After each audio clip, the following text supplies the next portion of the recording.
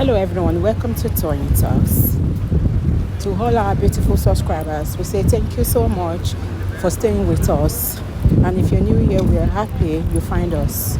Please don't forget to like, subscribe, and hit on that notification button so that you will be notified for more upcoming videos. In the comment section, please no derogatory comment. Thank you for watching. Till I'll see you in my next video. Stay safe, stay blessed. I love you. Bye. Me mo because yẹn ṣe rí o, but lawyer, àwọn lọ́pọlọ wọn kú jù. Wọ́n máa ń ṣe àwọn èèyàn lọ́nà ni. They don't even know what they're doing. You are better than them. Go and take your documents, go and give them to lawyer. Your lawyer, show you immigration lawyer. Àwọn immigration lawyer, àwọn máa ṣe lọ́nà tó máa ba life ẹ jẹ́ nílùú òyìnbó. Do it yourself. Agbe ìwé ẹ wá lọ gbé fún yàn kan á máa parọ́ fún ẹ. Á sọ fún ẹ pé báyìí kò ṣe wọ́n á mú ìwé ẹ. Wọ́n wá jẹ́ kí government, tí wọ́n bá ti wá jẹ́ kí home office refuse ẹ tán, wọ́n wá hand over fún ẹ wọ́n á ba life ẹ jẹ́. Wọ́n ní mọ̀ nǹkan tó yẹ kó fi sí document, wọ́n ní mọ̀ anything. Do it yourself. If you want to send your visa in, you don't even know what to do. Go and call home office. Let them tell you what to put them. Let them tell you. They will talk to you. Stop doing rubbish. Kéèyàn máa sanwó. Àwọn Nigeria wa, owó ṣòro rí o, but owó yẹn easy fún láti máa san. Kéèyàn kò bá yín fill form. Ṣé form yẹn òun ló ní ni? All this form, on wà lórí internet. If you want to renew your visa in UK, you want to renew your passport in UK, you have 2.5 years, you want to renew it. You have clinical 5 years, you want to renew it. You have clinical, call me, kí service kí mo lè bẹ print ẹ kí send ẹ sí. Wọ́n ti bá wọn mi feel kíní wọn, tó yẹ pé mo feel ẹ, mo wá fún wọn kó lọ ṣe kó mú copy mi, kó wá to refill ẹ. Kí ló wà ńbẹ̀? Wọ́n lọ máa wá lawyer kan kiri 2000 owó tó tẹ̀ máa ń gbà lọ́wọ́ yín láwọn tó ọmọ kan tó ń ṣe. So Thailand yẹn bá jẹ́ immigration lawyer yẹn máa gbélé ìwé yẹn fún Islander tí ó mọ̀ kan tó ń ṣe. Islander ọmọ kọ́kọ́ tó ń ṣe. Ẹni tí ò ń ṣe lawyer bẹ́ta ẹ̀ kò mọ̀ kankan nípa law. Kò mọ̀ kankan tó ń ṣe tẹ́lẹ̀ lẹ́yìn ṣe ni tó ń bully èèyàn àwọn èèyàn yẹn kò understand the law. Ṣé ẹ̀yin ti rí lawyer tó máa ṣe iṣẹ́ bully ni? I dey tell you ọ̀pọ̀ gan UK o, àwọn lawyer MVQ lawyer tó ọmọ kan tó ń ṣe, you go and give them your paper, they will destroy your paper for you. You have your 10 year ọmọ ẹ pé tẹ tọmọ ẹ bá ti pé tọmọ ẹ bá ti tó bá bímọ sí UK don't má jẹ́ kọmọ ẹ tọmọ ẹ bá ti kúrò UK for that 10 years yeah, you will have your paper for you. Tó bá ti pé good 10 years báyìí ọmọ ẹ go to your school, get the GP, get everything square ready. Nǹkan tó máa ń béèrè nìyẹn. That is it. The relationship between you and that ọmọ, birth certificate. They will ask you for relationship. That's birth certificate. They will ask you for the the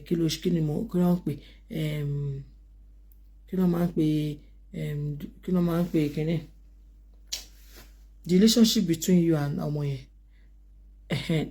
Responsibility school right. Gbogbo bó ṣe wá lọ mọ ọmọ tó ń ṣe school run ṣe gbogbo ẹni school bẹ́ẹ̀ kọjọ sílẹ̀. You go and pick your children in school. You go for parents teachers meeting. Gbogbo ẹ̀ ló ń kọ sílẹ̀, everything ló ń kọ sílẹ̀. O fẹ́ ọkọ, o bímọ fún yàn kan kò fẹ́ fún ẹ̀wé pè mí. O bímọ fún dẹ̀ níwèé lọ́wọ́ kò dẹ̀ fẹ́ fún ẹ̀wé pè mí jẹ́ ń sọ fún ẹ. Má jẹ́ káwọn èèyàn máa mú yín mugun. Don't go to one lawyer kó máa sọ fún ẹ pé kò gbóyún. Ta ló sọ bẹ́ẹ̀ fún yín? O bímọ fún. Tó bá ti lè ti register ọmọ ẹ̀ gbà bẹ́ẹ̀. Ó máa fún ọmọ yẹn níwèé by force by fire ni. Ẹ̀yin Nàìjíríà tó máa ń gbá ní London. Àwọn ọmọ bó ṣe ń lọ ṣe ti gbọ́. Àwọn bó ṣe ń lọ even Ireland yìí àwọn bó ṣe ń lọ mo mọ̀ ń pa àwọn visa yẹn dáadáa. Ó yé mi bàjẹ́. Kẹ́ẹ̀túlẹ̀ ní yányán. Ṣé ti gbọ́?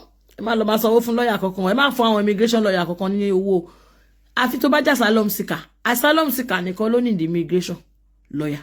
Wọ́n ní asylum seeker nìkan ló ní the lawyer. Tó bá ṣe naturalization ẹ, ó fẹ́ gba pálí ò ní the lawyer. Go to the post office, go and pick your form, fill it, pay your money. Put your nationalization documents there. Put your proof of address there. Put your passport there. That is what you do. Your nationalization, put your nationalization certificate, put it there. tó bá ti fi national certificate ẹ síbẹ̀ tó ti fi proof of address ẹ síbẹ̀ kò sí nǹkan kan tó ní ìdí mọ́ kò sí ṣe express you get it less than 2 weeks you get your passport in the post mú lọ sí post office register ẹ síbẹ̀ kó sanwó owó tó máa fi dá padà fún delivery envelope kó ti ṣe gbogbo ẹ̀ let them send it back to you stop going to lawyer for fresh nationalization kọ́kọ́ gbọ̀nà lawyer lọ owó tó máa fi san nationalization owó nationalization gan kò tówó lawyer èló gan ni owó nationalization kò tówó lawyer owó tí lawyer ń gbà lọ́wọ́ yìí ti pọ̀ jù wọ́n ń ṣe nǹkan kan wọ́n máa ń bà tàwọn èèyàn jẹ́ advice òṣì ló máa ń fáwọn èèyàn àwọn advice tẹ́lómi gbà nínú UK yẹn ló bà tiẹ̀ jẹ́ lọ́wọ́ lawyer advice òṣì advice òṣì.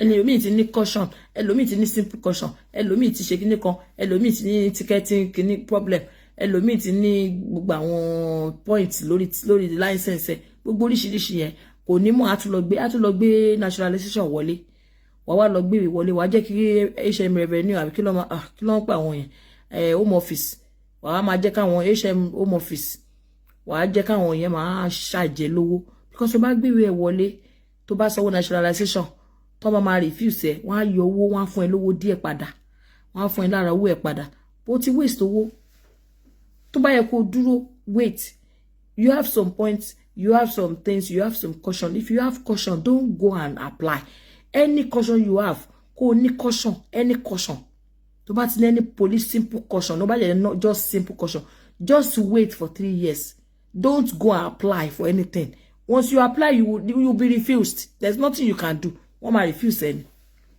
bó jẹ́ caution méjì ló ní kó tí mọ̀ pé 6 years ló máa fi dúró don't go there you will be wasting money owó tẹ́ ẹ waste is a lot of money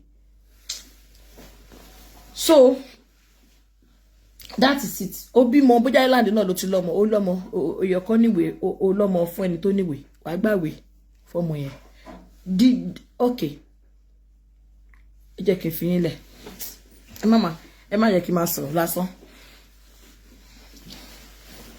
mo mọ̀ nípa immigration dáadáa àwọn míì tó máa sọ̀rọ̀ immigration lórí TikTok tí máa ń gbẹ́ lómi ìbà máa wò pé wò ẹ ṣáà máa ṣe àwọn èèyàn lọ́nà dáadáa mo mọ̀ nípa immigration dáadáa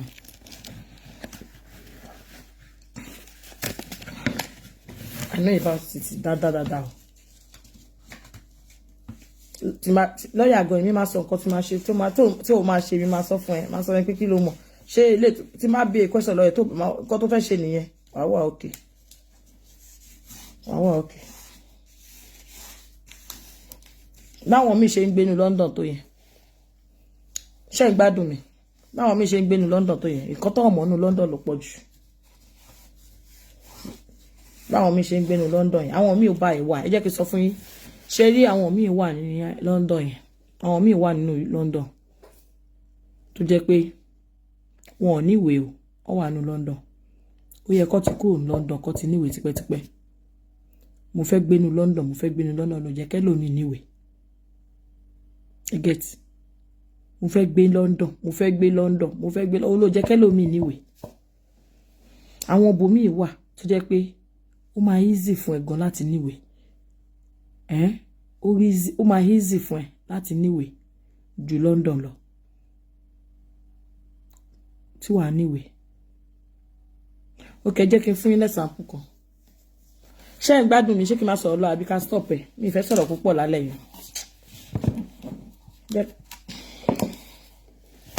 ṣé kí n máa sọ̀rọ̀ lọ àbí ṣé kí n máa sọ̀rọ̀ lọ mi fẹ́ sọ̀rọ̀ púpọ̀ lálẹ́ lómi àjókòó sínú London 20 years á lóhùn níwèé wàá jókòó sí London bí kan wàá máa jókòó síbẹ̀ wàá máa ṣe láì kiri àwọn bí ó ti lè níwèé wà ìwọ ló fẹ́ jókòó sínú London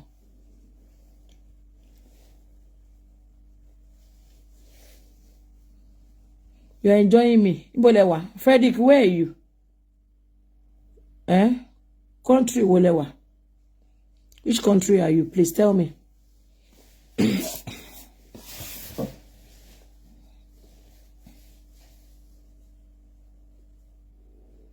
student visa láti Naija, student visa visiting yẹn ó ṣòro ṣe, kò tún ṣòro ṣe náà tí statement bá ti wà kò kí ń ṣòro ṣe. Statement ni problem táwọn Naija máa ń ní problem. Tó bá ti sí statement bá wàhálà ni. What is this statement? I can't believe I missed 1 hour already. Hey, yeah, you are in US. Okay. Statement àwọn tó wà Naija, statement ni problem. Wọ́n ló jẹ́ kí wọ́n máa struggle for visa. Statement of account. America nìkan. Okay, you're enjoying me. Olúwa fi kwayo mi. Faith, where are you? Ìlú wo lẹ wà? Jẹ́ kí mo lu tẹ wà náà.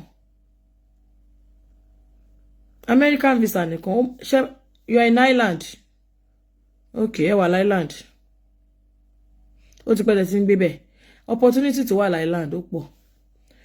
Ẹ má yẹ kí n sọ pé opportunity to wà Ireland pọ̀. Opportunity ṣẹ́rí Northern Ireland yẹn gogogogo l'opportunity wà. Àwọn míì ò mọ̀, wọ́n wà ní London yẹn, wọ́n wà UK, they don't know. Àwọn míì wà Ireland, àwọn míì wà UK, they don't even know.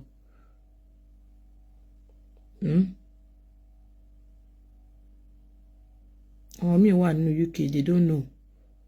A lot táwọn èèyàn mọ̀ nínú UK yẹn pọ̀. Àwọn míì wà Ireland, you know, they don't even know. Wọ́n kò máa struggle ni. Ó hard láti struggle Ireland náà. Àwọn tó bá ní ìwé Ireland ṣe bá adúró lọ máa ń jẹ náà. Adúró ni most people fi jẹ lọ fi ní ìwé Ireland náà ṣebí. Àbí Olúwa fi káyọ̀ mi. Adúró ni most people fi ní ìwé Ireland yìí. Ireland is very good. I can't live elsewhere. Okay. Ireland is okay. You want to come to Ireland? That's America. From America. Share anywhere America.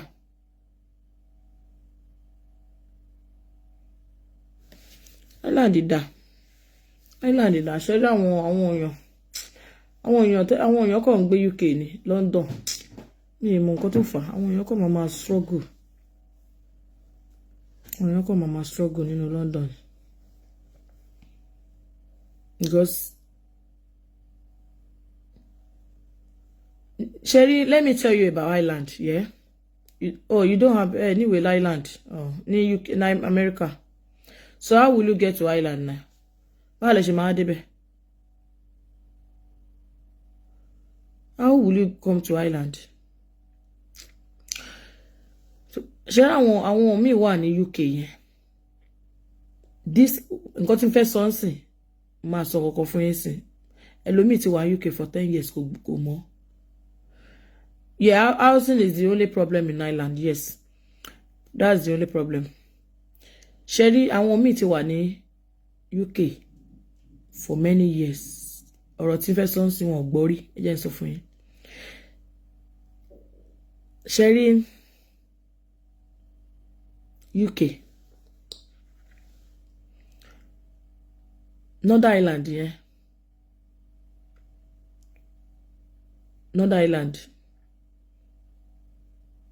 Belfast. Àwọn ní Northern Ireland, yeah. Just for example, you have a student visa, yeah. Maybe you came from Nigeria with your student visa.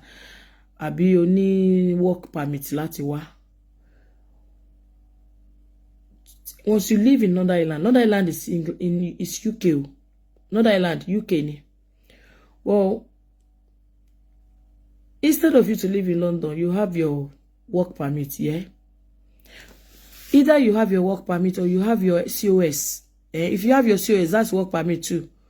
For example, you have 5 years COS or you have 10 years, can you call COS 5 years or 3 years COS? If you have 3 years COS, don't bother to go to London. No. You're wasting your time. That 3 years, to bá ní COS yẹn, either you come with marriage or you don't have anybody, only girlfriend, go to Northern Ireland. Stay there. Your 3 years, if you know what you're doing, when you have your child, tó bá ti gbé Northern Ireland for 3 years prior to having a baby in Northern Ireland, you know your just let me say, for example, now you have 5 years COS work permit, or you have 3 years, they now renew it for you after 3 years or so. So you live in UK, you live in UK. Instead of you to stay in UK, ni UK yẹn, àbí ní kí ni máa pè, ní London àbí gbogbo àwọn ìlú yẹn, just go to Northern Ireland. Yeah, if you go to Northern Ireland, once you live in Northern Ireland for 3 years and you have a baby in Northern Ireland, your baby to Northern Ireland, you know you don't have a way, you only have work permit. You live in Northern Ireland for 3 years prior to having your baby. That baby will automatically, you will apply new. Don't let me say automatically. When you have that baby after that 3 years you live in, you must have your proof of living in another island for 3 years. Then when you have your baby there, you will apply. Your baby will be entitled to Irish passports. That baby alone, not you. Let me tell you about the secret about Northern Ireland. The secret about Northern Ireland is Bodani. They use two countries' law for them. If this law, two appear, the other one will pay you. You have more opportunity in Northern Ireland because law ìlú méjì ló ń lò níbẹ̀. Tó bá wo law ilé tí ó bá pay wàá mú kejì. UK ni, but law ìlú méjì ni. Law UK lè má pay kí law Ireland pay. You are not in Ireland, you live in UK. Northern Ireland is UK, but your Ireland law will still work for you. People don't know. Sure, you get, a lot of people don't know. We own shelebe. That's how it is. So when you have your baby, ọmọ tó lóyún ẹ̀, kó jẹ́ pé 3 years péré ni tó ní, ọmọ yẹn will have passport. Then when that baby have passport, you now go and apply for your own passport on that baby. So you have your paper. They will give you 3 years on that baby. Then after 3 years, you have your own passport too. Instead of staying in London, come on, no one Peckham, one Woolish. UK is UK. And they tell you.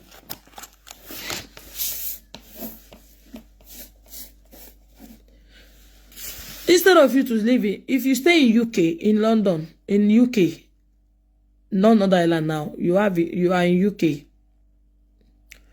So when you're in UK for, you have your child and your baby will be 10 years. When your baby is 10 years, some people don't know that baby must not get out of the country.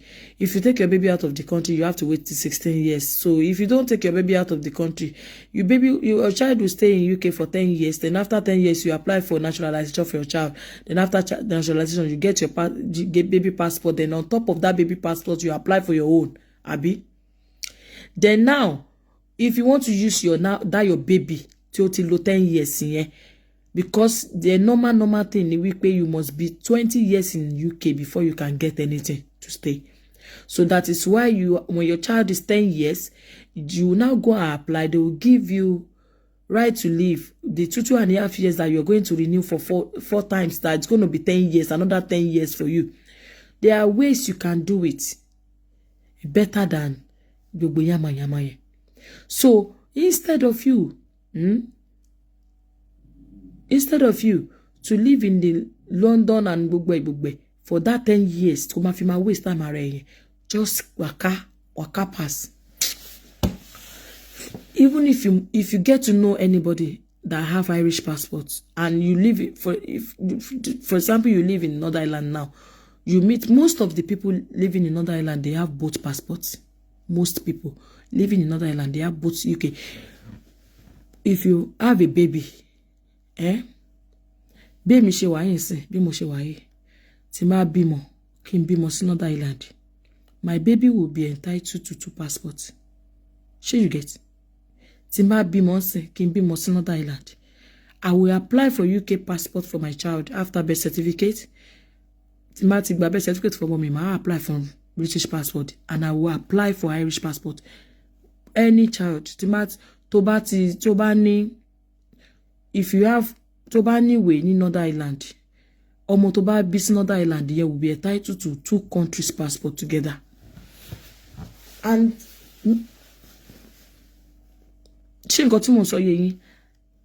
and then you have to understand that UK passport is not only for UK. UK passport used to work for 27 countries, yeah? But now they are out of EU. UK is only UK. So the Irish passport will work for you, for your children, for 26 countries. In case for them to have other, I understand the continuum, so to have other opportunities in life. Because let me tell you, UK passport is now like American passport. UK passport is only for UK. UK passport used to be for 27 countries, but not anymore. It's only for it's one.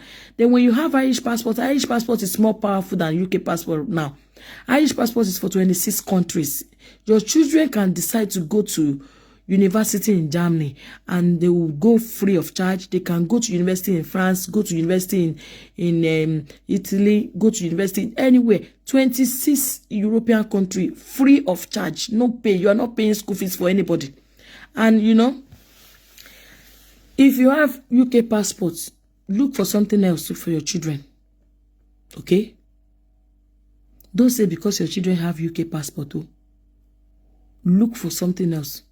Don't be contented with that UK passport because you don't know what tomorrow will tell you. UK will wake up tomorrow and send all of you away. Sure you get, because Brexit things change.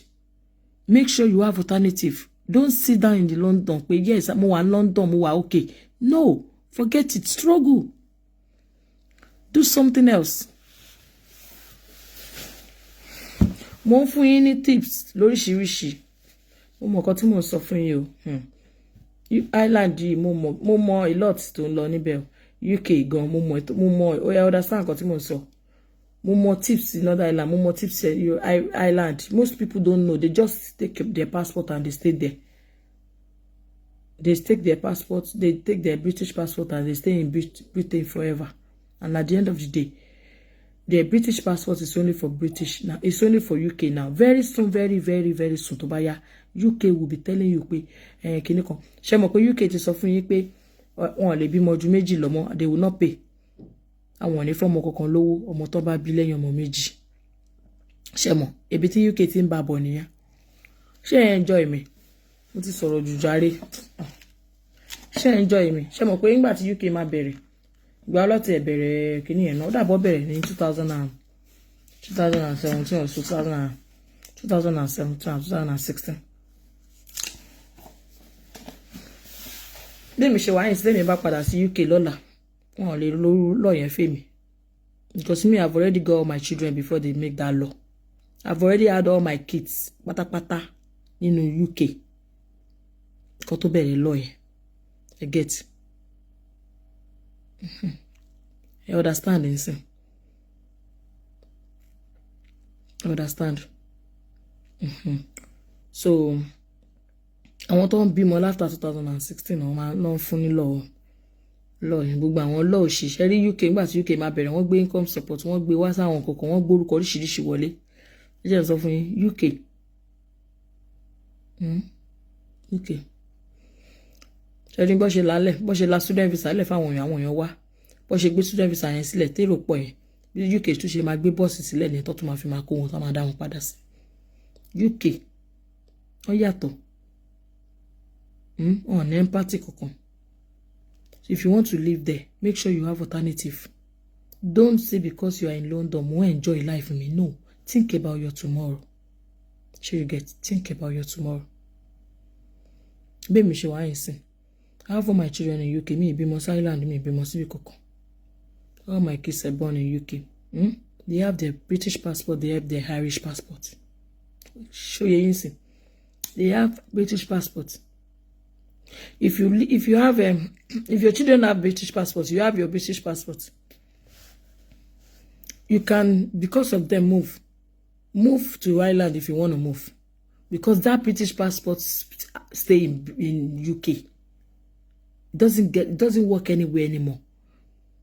Okay, so if you have British passports, your children have British passports, you have British passport, move if you want to move. You might not move to Ireland, you can move to anywhere. To Bawa, okay. Sure, you get. When people look at me and they say, Tolani, you live in Ireland, you know I always say yes to them. I say yes to them. I live in both countries. I live in both countries. People don't understand me. And Tolani Island lower. Tolani Kiniko. They don't even know. They don't even know. And I'm not going to tell them. Ìlú méjèèjì ni mò ń gbé. I live in both countries. Má gọrẹ o, torí ọjọ́ ọ̀la. Opportunity to buy your, grab it. Don't because of òun enjoy àmàlà ní Peckham kó wá rẹpẹtẹ. Sit down and think. Opportunity máa ń wà. You guys don't know. Àwọn opportunity kan máa ń wà. Àwọn immigration opportunity kan máa ń wà. Wọn kì í láòdù ẹ̀ ni. Ẹgbọ́n nǹkan tí mo sọ. Àwọn opportunity kan máa ń wà láwọn ìlú yẹn. Wọn kì í láòdù ẹ̀ ní gbọ́ lẹ́niwẹ̀. Ó dẹ̀ ń ṣẹlẹ̀. If you know, you know. Ó yẹ yín nǹkan tí mo sọ. If you know, you know.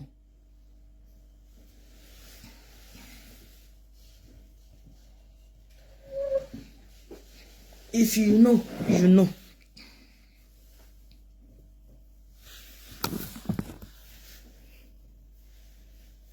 I sọ pé mo bímọ mo mú lọ́mọ mi sí UK. Even if you are in Ireland, yeah. Ẹ̀yin tẹ́ bá wà Ireland, okay. Ẹ ti gbàwé, tẹ́ bá ti gbàwé fún àwọn ọmọ yín. Move. Mo mọ̀ kó hard o. It is very hard, but it depends on what you want.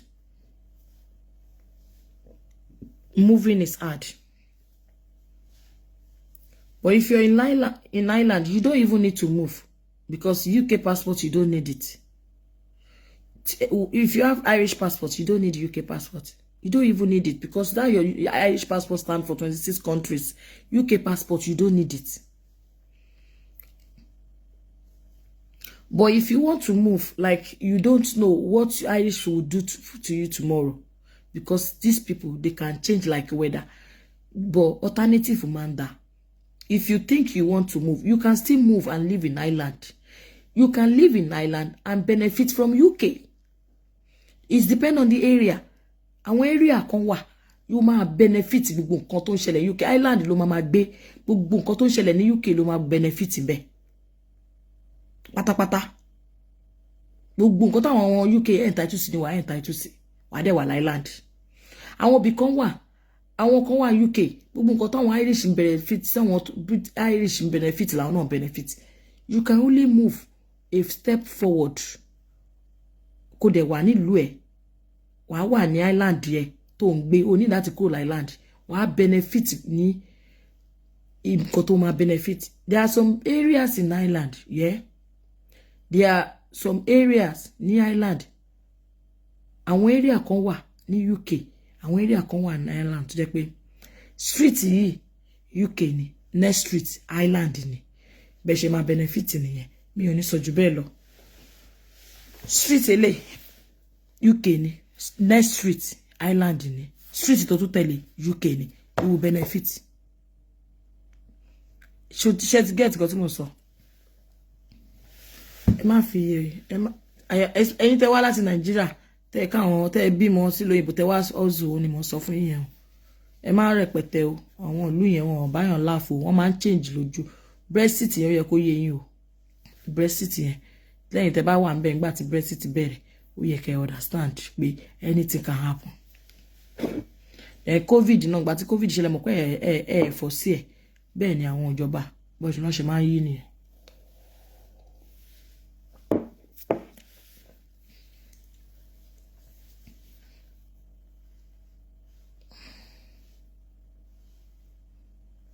Àwọn tó wà Ireland yìí, àwọn tó wà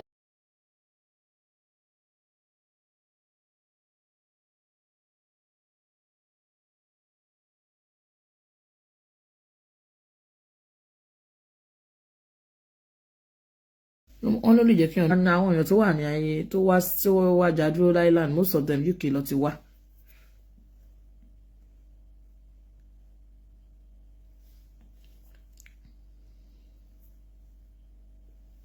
Because nígbà kan tí èèyàn bá ti bímọ sí UK immediately ló máa fún wọn wé, ó dàbọ̀ stop kíní ẹ̀ ní 2003 or so. So àwọn èèyàn wá láti UK wọ́n wá lóyún, wọ́n wá bímọ. Bó tẹ̀jẹ́ pé wọ́n tún sọmọ, wọ́n sọ ara wọn lẹ́nu náà.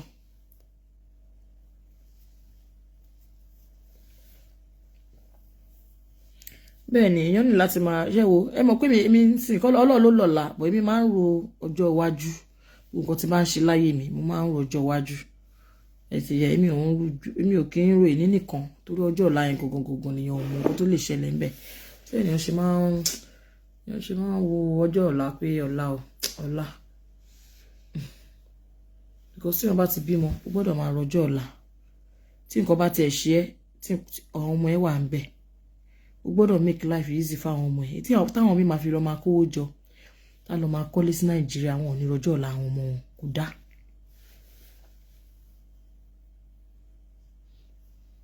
Wọn ẹlòmíì bá wọn máa struggle, wọn máa wá láti Nàìjíríà, wọn máa bímọ, wọn máa fún wọn visa, wọn wá dé UK, wọn á bímọ, wọn á tún gbọ́mọ yẹn, wọn á tún gbé lọ Nàìjíríà. Kò dá bẹ́ẹ̀ because ọmọ tó ti move, owó gógó fúnra rẹ̀ tó wá bímọ sí lóyìnbó tó ń sọ pé mi ì lè dúró sí London, mi ò lè ṣe àwọn iṣẹ́ tó ń ṣe ń bẹ̀. Ó sì máa padà wá immediately tó ti gbé ọmọ yẹn jáde. Ó ti postpone 10 years yẹn, ó ti bọ́mọ yẹn, ó ti mú ìwé tọmọ yẹn kó yẹ kó jókòó kóra wọn wáṣẹ́ kọ́mọ yẹn pé 10 years kó rọra gbàwé kí ọ̀rọ̀ máa ṣe láìfẹ́ wá lọ Nàìjà wá lọ taraka ń bẹ̀. Ó máa padà ṣe padà wá and again ó ti extend ìwé ọmọ tó yẹ kọ́mọ yẹn ní 10 years ó ti di 20 years tọmọ yẹn bá ti pé 16 years ló lè padà tó wá sọ̀rọ̀ UK mọ́. That is ó ti hard 6 years mọ́.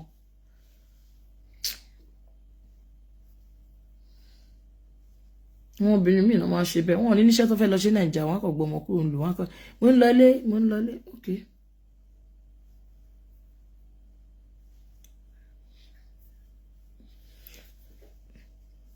Ṣé ń gbádùn mi? Ẹ jẹ́ ẹ comment ní tẹ́ bá ń gbádùn mi. Ó yẹ comment. Oh. Ilé tí mo sọ pé àwọn èèyàn tó bá bímọ 3 years wọ́n lè gba àṣà àwọn most people ní ọmọ tẹ́ bá béèrè lọ́wọ́ èèyàn 100 wọ́n lè sọ fún mi pé àwọn ò gbọ́ rí. Báwo lọ ṣe fẹ́ mọ̀ àwọn ṣé wọ́n máa ń ṣe nǹkan tó kọ́ mọ̀ náà.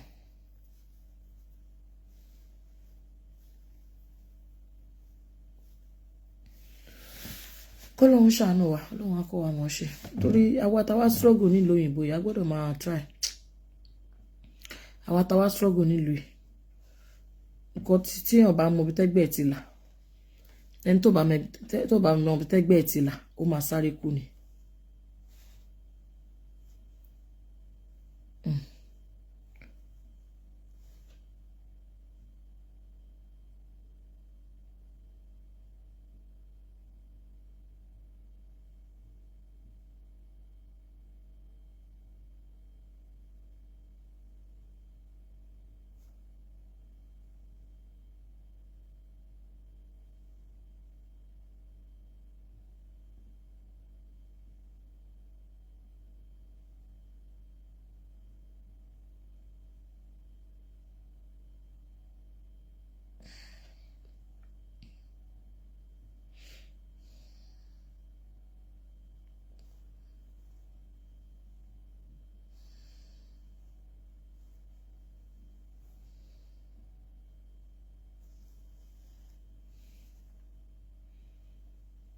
Ẹni tó bá mọ ibi tí ẹgbẹ́ ẹ̀ ti là ó máa sáré kú ni.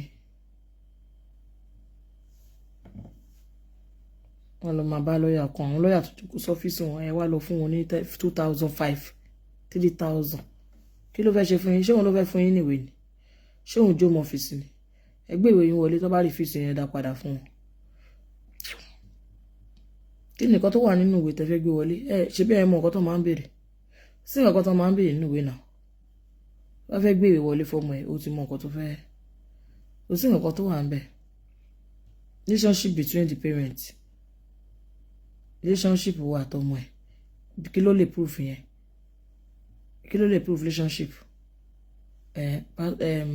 birth certificate tó bá dẹ̀ bímọ tó bá bímọ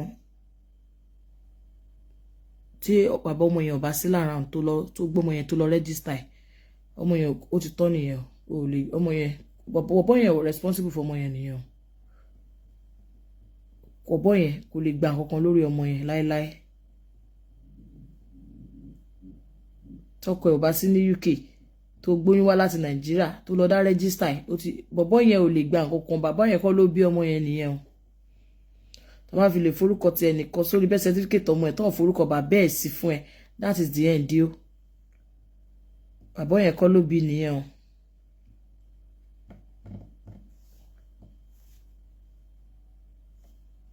Béèrè fún yẹn kan.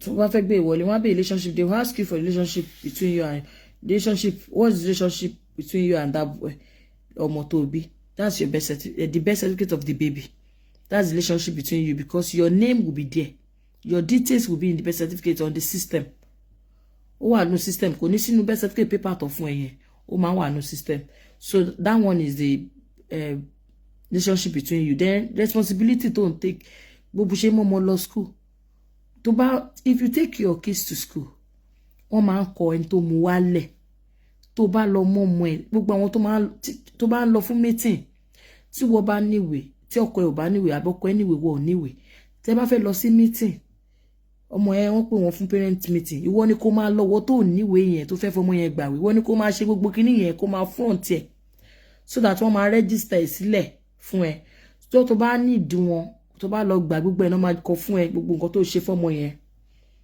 ṣé you get tó bá fẹ́ lọ sọ́dọ̀ GP tó bá fẹ́ mọ ọmọ yẹn lọ sọ́dọ̀ GP ìwọ ni kó máa mú lọ ìwọ tó fẹ́ lọ ọmọ yẹn fún ìwé ìwọ ni kó máa mọ ọmọ yẹn lọ sọ́dọ̀ GP torí wọ́n máa kọ sílẹ̀ GP máa ń kọ ẹni tó mọ ọmọ wá sójọ́ tó bá fẹ́ gbàwé gbogbo ẹ̀ náà máa gbé jáde mo ń fún yín tips nísìnyí o ẹ̀ máa kò sẹ́ni kankan tó gbé wá láti Nàìjíríà everybody is struggle ni o bẹ́ẹ̀ la ṣe ń sọ fún yín ẹ má kó owó yín lọ fún lọ́ọ̀yà àwọn lọ́ọ̀yà àwọn ọmọọṣẹ́ o lọ́ọ̀yà àwọn máa bá yín gbàwé láì ṣe pé ó jẹ́ ọjà dúró nílùú tó fẹ́ ṣe yìí ò jẹ́ àwọn lọ́ọ̀yà tó mọṣẹ́ máa gba dúró lọ́wọ́ èyí fún tó bá mọṣẹ́ kí ṣé wò lè fi fọ́ọ̀mù fúnra rẹ̀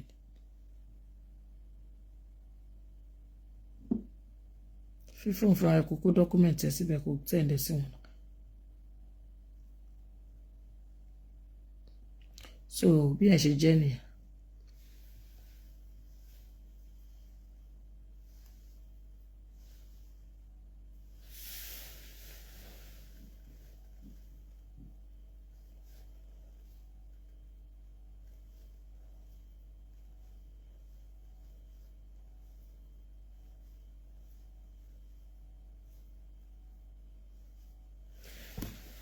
So that is that o.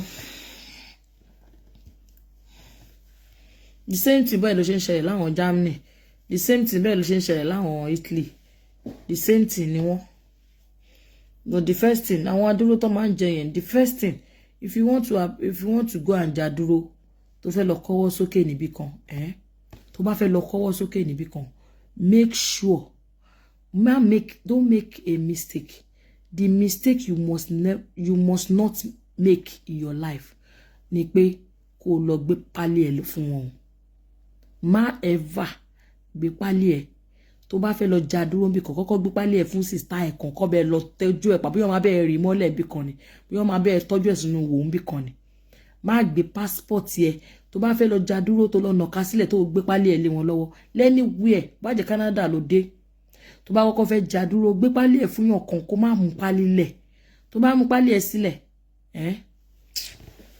wàláì àti lọlé ẹ̀ ó fast bàjẹ́ àti gbé ẹ lọlé ó fast bàjẹ́ ọ̀hún gbé ẹ̀ kọ́kọ́ lọlé tó bá rí passport ẹ̀ o sọ fún wọn pé ò rí pálí o kò parọ́ kẹjọ máa parọ́ fúnra yín tó bá lọ gbé pálí ẹ̀ sí tó lọ ń lọ́wọ́ lókè ní airport tó lọ ń lọ́wọ́ sókè tó lọ gbé pálí ẹ̀ fún yàn kan tó lọ submit passport ẹ̀ lásán ọmọ ẹ rí pé mo ti sọ fún yín sìn. Ó bá jẹ́ Italy, ó bá jẹ́ anywhere in the world, passport yín yẹn wà very very important o.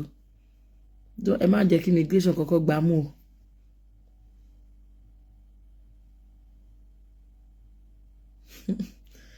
Ṣé mo ti kọ́ yín? Ẹ jẹ́ kí n fi yín lẹ̀ o.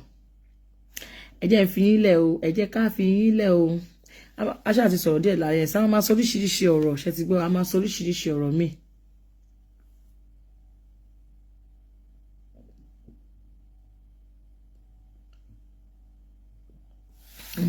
A máa sọ oríṣiríṣi míì.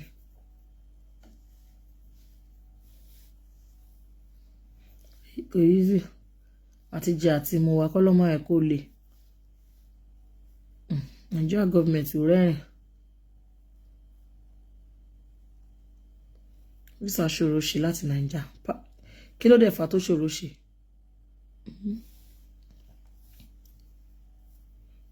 Kó tó fà tó ṣòro ṣe ni. The only thing tó lè fi wá ní tó máa bẹ́ẹ̀ ṣe visa Nigeria bóyá àwọn tó máa àwọn míì wà tó máa ń sọ pé wọ́n kó àwọn document kan ṣe kíní kan yẹn. Gbogbo àwọn èèyàn kọ̀ máa ń ta tẹ́tẹ́ ni, most of them tẹ́tẹ́ ló máa ń ta.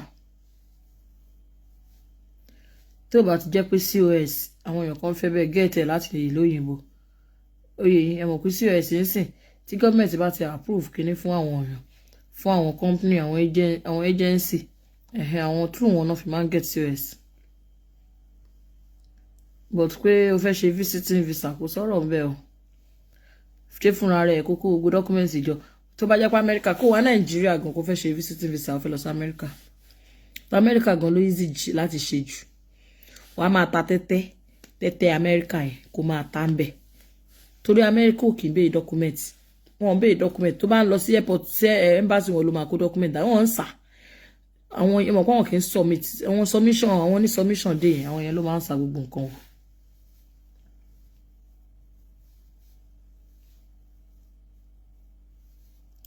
Interview l'Amẹ́ríkà máa ń jẹ tó bá ti béèrè lọ́wọ́ ẹ̀ nǹkan tó máa ń já most people lọ́rọ̀ Amẹ́ríkà yẹn ni tó bá ti bí ẹ pé have you been to any country tó bá fi lè sọ pé mo ti lọ sí Europe mo ti dé tó dẹ̀ ní proof aláì ó ti jẹ lọ wọn láìkì ẹni tí ò travel rí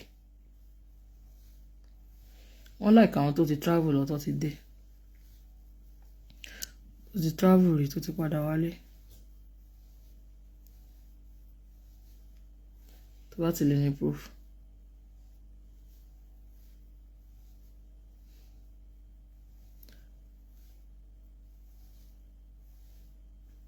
Because tó bá gbé passport tó bá gbé ìwọlé láwọn British gbogbo ẹ̀yìn tó bá gbé visa wọlé tí wọ́n máa ní target tó bá ní target bí i 10 people ní wíìkì yìí then tó bá rí application 30 tó bá refuse 15 wọ́n á fún 10 wọ́n á fún 5 lápìl so ṣe ra àwọn àpìl yẹn you have to appeal tó bá ti appeal yẹn tó bá fún yín lápìl kò mí pé document ẹ kó wà correct o because wọ́n ti meet up target wọn they will now put you on appeal tó bá wá ṣàpìl yẹn tán tó bá di next week yẹn tó bá ti ṣàpìl yẹn ẹ̀yin tẹ́ ṣàpìl yẹn they will look into it kó tó tún kó àwọn míì máa target wọn tó bá ti meet up pẹ̀lú target wọn they will not give anybody tó bá yẹ yàn mẹ́wàá lọ fẹ́ fún kò sí kò tó lè gbé wá they will put you in appeal wọ́n máa appeal gbogbo fún yín lápìl wọ́n ní target náà kì í ṣe pé wọ́n kàn máa dédé fáwọn èèyàn visa.